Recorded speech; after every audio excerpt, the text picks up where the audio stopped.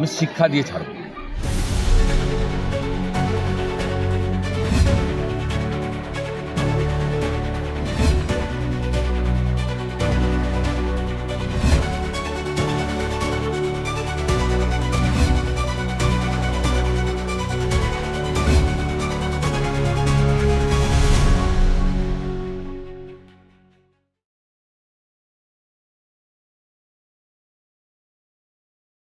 নিষিদ্ধ সংগঠন, ওর দাদার নেতৃত্বে ধুলিয়ান শামশেরগঞ্জে দাঙ্গা হয়েছে, 10টা হিন্দু গ্রাম লুট করেছে এবং হরগোবিন্দ দাস চন্দন দাসকে খুন করেছে। এই দেশদ্রোহীরা তৃণমূলের সম্পদ এবং এদের বাড়ছে। প্রশাসনিক ব্যবস্থার অভাব আছে, পুলিশ দলদাসে পরিণত হয়েছে। এখানকারই আমাদের একজন নেতৃত্বকে তুলে নিয়ে গেছে দুদিন আগে, যেখানে বিরোধী দল নেতা আসছে জানার জন্য। ফর্ম 7 জমা নেওয়া হচ্ছে না, বিজেপিদের অভিযোগ। অমিত মালবিয়া টুইট করেছে নেওয়া উচিত। বিএলও, এইআরও, ইআরও পরিষ্কার আইনে আছে, তারা নেবেন। এবার তারা শুনানিতে কাগজপত্র দেখে সিদ্ধান্ত নেবেন, সেটা তো পরের কথা। তৃণমূলের যেটা অভিযোগ, ফর্ম 7 জমা দিয়ে তৃণমূলের নেতাদের নাম কাটাতে চাইছে বিজেপি। তো তৃণমূলের নেতারা তো নোটিশ পাবেন। তারা যদি বাংলাদেশি না হন, রোহিঙ্গা না হন, বাংলাদেশের মুসলমান না হন, তাদের অত চিন্তার কি? আমার বিরুদ্ধে তৃণমূল যদি ফর্ম দিত, আমি তো আনন্দিত হতাম, আমাকে ডাকতো, আমি কাগজপত্র নিয়ে যেতাম। আগামীকাল নন্দীগ্রামে সেবাশ্রয় শুরু হচ্ছে, সেবাশ্রয় নন্দীগ্রামে। না, সে শুরু করতে পারেন, ভোটে কোনো লাভ হবে না। 1 মাস পরে ভোট ঘোষণা হবে, 5 বছর দেখা নেই। এখন হঠাৎ করে হাজির হয়েছেন। নন্দীগ্রাম বলুন, জঙ্গলমহল বলুন, তার আত্মীয় কুটুমকে ছেড়ে পরিযায়ীদের গ্রহণ করবে কেন? পরিযায়ীদের গ্রহণ করবে না। তৃণমূল কংগ্রেসের সবচেয়ে বড় রাজনৈতিক অস্ত্রের নাম মমতা ব্যানার্জি। তিনি যেখানে হেরে গেছেন, সেখানে আর কোনো ওদের রাজনৈতিক অস্ত্র নেই যেটা বিজেপির বিরুদ্ধে প্রয়োগ করবে। আর এটার মধ্য দিয়ে প্রমাণিত হলো রাজ্যের স্বাস্থ্যমন্ত্রী মমতা ব্যানার্জি সম্পূর্ণভাবে ব্যর্থ। তাই ওনার ভাইপো নেমেছেন লোককে প্যারাসিটামল বিতরণ করতে। আমি বলেছি ওষুধপত্র দেখে খেতে, কারণ এরা হিন্দু জনসংখ্যা কমাতে চায়, জন্ম নিয়ন্ত্রণের ট্যাবলেট আবার না খাইয়ে দেন। ভবানীপুরে মমতা ব্যানার্জিকে হারাবেন, আপনি কি 2 জায়গা থেকে দাঁড়াবেন? বিজেপি ঠিক করবে, আদৌ দাঁড়াবো কিনা ঠিক সেটা বিজেপি ঠিক করবে। দাঁড়ানোর লক্ষ্য নিয়ে কাজ করি না। এখানে যে এসছে, এটা বিনপুর এসটি রিজার্ভ। না, ভবানীপুরে এবং দাঁড়ানোর লক্ষ্য নিয়ে কাজ করি না। আমি এখানে 10-এ এসেছিলাম, তৃণমূল ছিল না এখানে, ঝাড়খণ্ড পার্টি ছিল, ধামসা মাদল চিহ্ন, আর ছিল সিপিআইএম, শম্ভু মান্ডির মাড়ি। এখানে আমি বলে গেছিলাম সিপিএম কাজ করেনি, তোমরা পরিবর্তন করো, করে দিয়েছিল জঙ্গলমহল। আজকে বলতে এসছি মমতা চুরি করেছে, আপনাদের ঠকিয়েছে, আপনার বাড়ির ছেলেকে চাকরি দেয়নি, আপনি এখনো আবাস পাননি, এখনো কুয়া থেকে জল তুলতে হয়, ফলস আদিবাসী সার্টিফিকেট হচ্ছে, যারা নন আদিবাসী তাদের সার্টিফিকেট দিচ্ছে। কুর্মী আদিবাসী ঝগড়া লাগানোর মূলে মমতা ব্যানার্জি। তাই এবারের নির্বাচনে মমতা ব্যানার্জিকে হারিয়ে নরেন্দ্র মোদীজির হাতে তুলে দিন। পাশে ঝাড়খণ্ড, উড়িষ্যা, ঝাড়খণ্ডে আমাদের সরকার নেই, একলব্য বিদ্যালয় হয়েছে। প্রাচীন যে সমস্ত জনজাতিদের লোধা সবর এই এলাকায় থাকেন, সেই সব গ্রামগুলোকে মডেল ভিলেজ তৈরি করেছে ভারত সরকার, ট্রাইবেল ওয়েলফেয়ার ডিপার্টমেন্ট থেকে। আজকে এখানে কিচ্ছু হয়নি। এই যে ডায়ে বাঁয়ে বাড়িগুলো দেখুন, কোথাও কোনো বাড়ি দেয়নি। 40 লক্ষ প্রধানমন্ত্রী আবাস যোজনা দেওয়ার পরে কেন লোকের কাঁচা বাড়ি থাকবে? 72 লক্ষ শৌচালয় দেওয়ার পরে কেন লোকে মাঠে ঘাটে জঙ্গলে প্রাতকৃত্য করতে যেতে হবে? 8000 কোটি টাকা জল জীবন মিশনে দেওয়ার পরে কেন কুয়া থেকে জল তুলতে হবে? কেন এই মাটির রাস্তা, মোরাম রাস্তা, ধুলা রাস্তায় এখনো হাঁটতে হবে? কোটি কোটি টাকা ভারত সরকার, শত কোটি টাকা RIDF দিয়েছে। কেন জঙ্গল কেটে সাফ করে দিচ্ছে? কোনো জঙ্গলের অস্তিত্ব নেই। এত কাঠ চুরি, নদীগুলো ধ্বংস করে দিয়েছে বালি চুরি করে, কোনো নদীর অস্তিত্ব নেই। পাশে সুবর্ণরেখা যান, কি করেছে দেখে আসুন। বেআইনি মোরাম খাদান, পুলিশগুলো টাকা তুলছে। এই বড় রাস্তা দিয়ে, চিচিডা দিয়ে আপনার গরু পার করাচ্ছে, ঝাড়খণ্ডের পার গরু 2000 করে টাকা তুলে কলকাতা কালীঘাটে পৌঁছে দিচ্ছে। চুরি চুরি চুরি। জঙ্গল দেবনাথ সহ প্রত্যেকটা নেতাকে আমি চিনি, আমার হাত ধরে তারা তৃণমূল। ফাটা পায়জামা সেলাই করে পড়তো, চপ্পল, হাওয়াই চপ্পল। আর এখন এয়ার কন্ডিশন গাড়ি ছাড়া চলে না। একবার বিয়ে বাড়ি হয় গ্রামে চন্দননগরের আলো লাগিয়ে, আবার বিয়ে বাড়ির একটা রিসেপশন হয় খড়গপুরে, মেদিনীপুরে। এদের এত টাকা আসে কোথা থেকে? সবর আদিবাসী মাহাতো কুর্মী এদের সবাইকে এসআইআর এর নোটিশ পাঠানো হয়েছে, এদের দাঁড় করানো হচ্ছে লাইনে। এদেরকেও কি বাদ দেওয়ার একটা চক্রান্ত? প্রথম কথা বলি, ইলেকশন কমিশন সরলীকরণ করে দিয়েছে। এবারে কোথাও কারো স্পেলিং মিস্টেক বা ইত্যাদি থাকলে তার জন্য নোটিশ হচ্ছে, সহযোগিতা করা উচিত। আর যারা বয়স্ক অক্ষম যেতে পারছেন না তাদেরকে বাড়ি থেকে নিয়ে যাচ্ছে। যারা এলাকায় নেই, পড়াশোনার জন্য গেছেন বা পরিযায়ী শ্রমিক, তাদের বাড়ির লোক গেলে হচ্ছে। এবং কেউ যদি অনলাইনে অন্য জায়গা থেকে যুক্ত হতে চান সেটাও হচ্ছে। যারা থাকেন না তাদের যাওয়ার দরকার নেই, বাড়ির একজন লোক গেলেই হবে। আর যাদের 85 বছর ঊর্ধ্বে যাওয়ার কোনো প্রশ্ন নেই। তারপরেও যারা অসুস্থ, ইলেকশন কমিশন অনেকগুলো ব্যবস্থা নিয়েছে। কিছু বাংলাদেশি মুসলমান অনুপ্রবেশকারী মুক্ত পশ্চিমবাংলায় ভোটার তালিকা তৈরি করতে গেলে ভারতবর্ষের নাগরিকদের ইলেকশন কমিশনের সঙ্গে সহযোগিতা করা উচিত। এর ফল আপনি পাবেন। দেশ মজবুত হলে পশ্চিমবঙ্গ মজবুত হবে, পশ্চিমবঙ্গ মজবুত হলে আপনিও সুরক্ষিত থাকবেন। এই জন্য ইলেকশন কমিশনকে সহযোগিতা করা। জঙ্গলমহলে দাদা আপনি একাধিকবার অভিযোগ করেছেন স্পঞ্জ আয়রন নিয়ে, যারা জমি বালি সব কিছুর সাথে যুক্ত, সেটা নিয়ে ওটা তো পাটোয়ারি মানেই তো তৃণমূল। সব আদিবাসীদের জমি ফমি, কুর্মীদের জমি টমি নিয়ে লুট করে নিয়েছে। স্পঞ্জ আয়রনের বিরুদ্ধে কিছু আন্দোলন সম্পূর্ণ পলিউটেড, একদম পলিউশন। এরা করবে না, এদের মিলা ভগত আছে। বিজেপিকে আসতে দেন এপ্রিল মাসে। জঙ্গলমহলের মানুষকে বাঁচানোর অগ্রাধিকারে আমাদের এক থাকবে। নরেন্দ্র মোদীজি দ্রৌপদী মুর্মুকে রাষ্ট্রপতি করেছেন। নরেন্দ্র মোদীজির নেতৃত্বে ছত্তিশগড় এবং উড়িষ্যায় পাশেই, ঝাড়খণ্ড পেরোলেই ছত্তিশগড়, আর এদিকে উড়িষ্যা, ময়ূরভঞ্জ, বারিপাদা আমাদের গায়ে। কিভাবে ডেভেলপমেন্টের কাজ হচ্ছে দেখুন। ওই 1000 টাকায় কিছু হবে না। আমাদের উড়িষ্যার সরকার বছরে একসঙ্গে 50,000 টাকা মেয়েদের দিচ্ছে সুভদ্রা যোজনায়। মানুষ জানে মোদিজিকে আনলে কাজ হবে, তাই মানুষ আমাদের পক্ষে। এখানে মানুষজন একটা অভিযোগ করছে যে তারা বিজেপি করে, সে কারণে তাদের অনেকের ইলেকট্রিকের তার কেটে দেওয়া হয়েছে, ইলেকট্রিক বিল, ইলেকট্রিক লাইন কেটে দেওয়া হয়েছে। পঞ্চায়েতে যিনি দাঁড়িয়েছিলেন ফর্মও দেওয়া হয়নি বলে অভিযোগ। তার 2 লক্ষ টাকা ফাইন করেছে, ইলেকট্রিক বিল কেটে দিয়েছে। আমি ফোন নাম্বার নিয়ে গেলাম, আমি শিক্ষা দিয়ে ছাড়ব। সব গুন্ডা বলেই ডাকা উচিত। এই গুন্ডাগুলো ছাত্রে ঢাকা মুক্ত গোষ্ঠী লোক, আর সঙ্গে মমতার পুলিশ, 10টা পুলিশ একযোগে তারা 2টো গাড়ির উপরে হামলা করলো, একযোগে। এবং কোন গাড়িতে আমি আছি খোঁজার জন্য তারা লাঠি দিয়ে খুঁচিয়ে খুঁচিয়ে খোঁজ নামানো ছিল।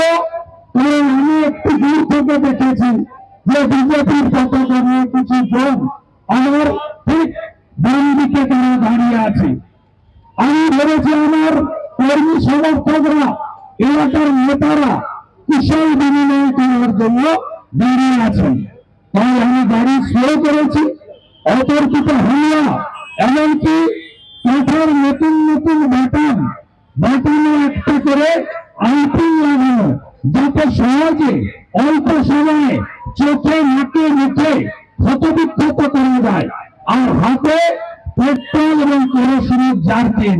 যদি গাড়িটা ভাঙতে না পারে তাহলে ওই কোচবিহারে যে জিহাদিরা আমার গাড়িতে পেট্রোল ঢেলেছিল, সেই একই কায়দায় তারা আমার গাড়ির উপরে পেট্রোল এবং কেরোসিন তেল দিয়ে পুড়িয়ে মারার চক্রান্ত করেছিল। এটা আর কিছু নয়, এটা সরাসরি আপনারা জানেন, সরাসরি বাংলাদেশে যে কায়দায় হিন্দুদের উপরে অত্যাচার হচ্ছে, পুড়িয়ে মারা হচ্ছে, গাড়ির উপরে আক্রমণ হচ্ছে, ওইখান থেকে শিখে পশ্চিমবাংলার বিরোধীদের প্রধান বিরোধী দল ভারতীয় জনতা পার্টি আগামী নির্বাচনের আগে যাতে সবাইকে শেষ করে দিতে পারে, ছোট হাঙ্গারিয়া লেভেলে সেদিন হামলা হয়েছে। এবং আমাকে মারতে না পারে গৌতম কৌড়ি সহ আমাদের বেশ কিছু কার্যকর্তাকে তারা নির্মমভাবে আঘাত করে। এরা ভেবেছিল পুলিশের সঙ্গে ছলা পরামর্শ করে এটা করেছে। আমি নিশ্চিত, আমি যখন ওরা ভেবেছিল যে এরকম তো প্রত্যেক দিন করছি, অন্য নেতাদেরও করছি, তাই এখানে বিরোধী দলনেতাকে করব আর তিনি গাড়ির কাজ তুলে তিনি তার সিআরপিএফ সিকিউরিটি নিয়ে পালিয়ে যাবেন। আমি তখন মনে করলাম এনআইপি যেন অনেক হয়েছে, এর একটা দৃষ্টান্তমূলক প্রতিবাদ সংগঠিত করা দরকার, গোটা রাজ্যের মানুষকে বলা দরকার। কারণ ভারতীয় জনতা পার্টির কর্মীরা রাজ্য সভাপতি শরৎ ভট্টাচার্যের নেতৃত্বে সবাই বাড়ি থেকে বেরিয়ে এসে বুথ বিজয় অভিযান, বুথ সশক্তিকরণ অভিযান, এসআইআর এর কাজ এবং 17,000 শক্তি কেন্দ্রের পথসেবা সহ গোটা বাংলাতে বিজেপির কর্মীরা তারা সাহস নিয়ে বেরিয়ে এসেছে পরিবর্তনের লক্ষ্যে। তাই আমি মনে করলাম আজকে যদি বিরোধী দলনেতা কোন ব্যক্তি নয়, তিনি এই রাজ্যের প্রধান এবং একমাত্র বিরোধী দল বিজেপির একজন প্রতিনিধি। বিরোধী দলনেতা কোন ব্যক্তি নয়। এই রাজ্যে গত লোকসভা ভোটে বিজেপিকে ভোট দেওয়া 2,33,27,000 মানুষকে প্রতিনিধিত্ব করে।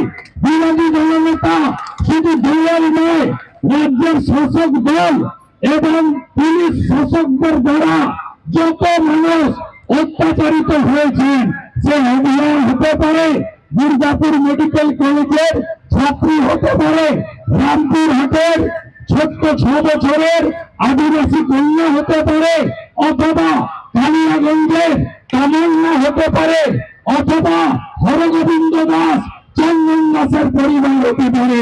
সব বিরোধীদের কণ্ঠস্বর হল রাজ্য বিধানসভার বিরোধী দলনেতা। তাই আমি গাড়িটা ঘুরিয়ে নিয়ে, ডান দিকেই রাস্তা ছিল, ওই রাস্তা দিয়ে গিয়ে বিট হাউসে আমি মেঝেতে বসে 8:30 থেকে রাত্রি 1:30 পর্যন্ত আমি সেখানে ধর্ণা প্রদর্শন করেছি। আমি প্রমাণ করি আপনাদের কাজকে, কয়েক হাজার বিজেপি কর্মী সমর্থক এখানে ভিড় করে আছেন, এখানে প্রসূতা আছেন, এখানে চন্দ্রকোনার অনেক ভাই বোনেরা আছেন, এমনকি আমাদের জেলা প্রেসিডেন্ট 50 কিলোমিটার দূরে থাকে তুফান মাহাতো, তিনিও এসে পৌঁছেছেন। আমাদের ওদার এমএলএ অমর শাখা, তিনি এসে পৌঁছেছেন রামসাগর থেকে। ঢাকালের এমএলএ শীতল কপাট ছুটে পৌঁছেছেন। মেদিনীপুর শহরে যত বিজেপির নেতৃত্ব ছিল প্রত্যেকে এসে পৌঁছেছেন জেলা সভাপতি শহীদ মন্ডলের নেতৃত্বে। নিরঞ্জন অধিকারী বিভাগ কনভেনর প্রথম থেকে শেষ পর্যন্ত আমার সঙ্গ দিয়েছে। আমি অভিভূত, আমি কৃতজ্ঞ। তাই বিজেপি মানে আই নয়, আমরা একসাথে সেদিন আমরা লড়েছি এবং মশাল নিয়ে মিছিল করে আমরা ওখানে রাত্রি প্রায় 2টায় আমরা কর্মসূচি ওখানে দাঁড়িয়ে জেলা সভাপতির পরিবর্তন নিয়ে আমি বলেছি মঙ্গলবার বিকেলে আসছি, আপনারা আসেন, বন্ধুর সঙ্গে বাংলা আসবেন। আপনারা গোটা রাস্তায় একটা গুহাটি তৃণমূলকে দেখতে পাননি, একটা চোর তৃণমূলকে দেখতে পাননি। গোটা রাস্তায় টাকা তোলা সিভিক ভলেন্টিয়ার থেকে ক্ষমতা পুলিশের একটা লোককেও আপনারা দেখতে পাননি। এটাই হল জনতার তাকত, এটাই হল বিজেপির শক্তি। আমার কোন রঙিয়তে গ্রহণযোগ্য ধরা। আর আমরা যারা আক্রান্ত হলাম সব টিভি দেখালো, সব ভিডিও আছে, সব সোশ্যাল মিডিয়ায় হলো। আমাদের বিরুদ্ধে পরের দিন বরবেতা থানায় আমাকে আসামি করে, আমাদের আরো 9 জন নেতাকে আসামি করে তারা ধর্মীয় যজ্ঞ ধারা মামলা করলেন। আর এই করে কি ভয় দেখানো যায়? যায় না। এই জঙ্গল মহলে মমতা ব্যানার্জি প্রথম প্রবেশ করেছিল প্রদীপ মেধা ধর্মীয়রা সুযোগ দিয়েছিলেন বলে বিজেপির হাত ধরে। মমতা ব্যানার্জি গর্বটা ফেলবেন কোনদিন চিনত না। তখন সিকদার অনুমতি দিয়েছিলেন অটলজি বিশ্ববন্দিত ভারতরত্ন, তিনি বলেছিলেন এটা সিদ্ধান্ত সারাতে। তাই আপনি বলুন, আমরা সমর্থন করছি। 98 সালে এই এলাকার সব পঞ্চায়েত জিতেছিল, বিজেপি প্রথম রাস্তা করে দিয়েছিল। যদি ছোট আঙ্গিয়া পেরিয়ে যায়, তারপরে ভারতীয় জনতা পার্টি সেন্ট্রাল টিম এখানে এসেছিল, সিবিআই তদন্ত হয়েছিল। আপনারা নতুন প্রজন্মকে আমি স্মরণ করাই। তারপরে সিপিআইএম এর কর্মীরা বিজয় করে দিয়েছিল মমতাকে 2001-এ। যা মমতা চলে যা, পথ গুছিয়ে দিয়েছিল 2001-এ, পথ গুছিয়ে দিয়েছিল, লড়তে পারেনি। বিজেপি 98-তে সুযোগ দিয়েছে। আপনি 2001-এ পথ গুছিয়ে চলে গেছেন, তোলাবাজদের পার্টিতে পরিণত হয়েছিল। তোলাবাজদের পার্টিতে 2003-এ একটা পঞ্চায়েত লড়তে পারেননি। এই এলাকায় সাইনবোর্ড হয়ে গেছিল তৃণমূল। নন্দীগ্রামের আন্দোলন হলো 2009 আমি লক্ষণ সেনকে হারালাম। তারপরে প্রথম বাড়ি সুতোর বাড়ি বললেন জীবনদী এলে খাই লাগবো, তারা মধ্যে বলেছিল ভাই হাত দেয়নি। আমি চন্দ্রকোনা রোডে এসে প্রথম চ্যালেঞ্জ গ্রহণ করেছিলাম। মমতা ব্যানার্জি এই জায়গা চিনত না, তখন অভিযুক্ত পশ্চিম মেদিনীপুর ছিল। আমি প্রথম লালগড়ে ভিডিও হলে মিটিং করেছিলাম 9 আগস্ট 2010-এর প্রস্তুতি মিটিং। আজকে যিনি কলকাতা পুলিশের নগরপাল, মমতা ব্যানার্জির ভাই চুরির সঙ্গে মনোজ বারবা তখন পশ্চিম মেদিনীপুরের এসপি। হাসদা সরেন মাহাতো থেকে নেই, মায়াবাদী বলে ঝুলিয়ে মারত, মিথ্যা মামলা দিত, অত্যাচার চরমে ছিল। আমরা লড়াই করে এই এলাকায় নেতাই গ্রামে গিয়ে লাশ পোড়ানোর লোক আমি শুভেন্দু অধিকারী। কোথায় ছিলেন আপনি? পিসি আপনার ভাইপো কোথায় ছিল? ছিল না। এই অসভ্য এই দেবকুমার দে, দেবাঞ্জন মন্ডল, মণিকাঞ্চন, ঠিকাদার বাণীব্রত, জিহাদি জঙ্গি ফারুক, আমি মনে করেছেন আপনাদের ছাড়বো? আমি শুভেন্দু অধিকারী, লক্ষণ শেঠ 181 দিন, সুশান্ত ঘোষ 181 দিন জেলের ভিতরে রাখা হলো।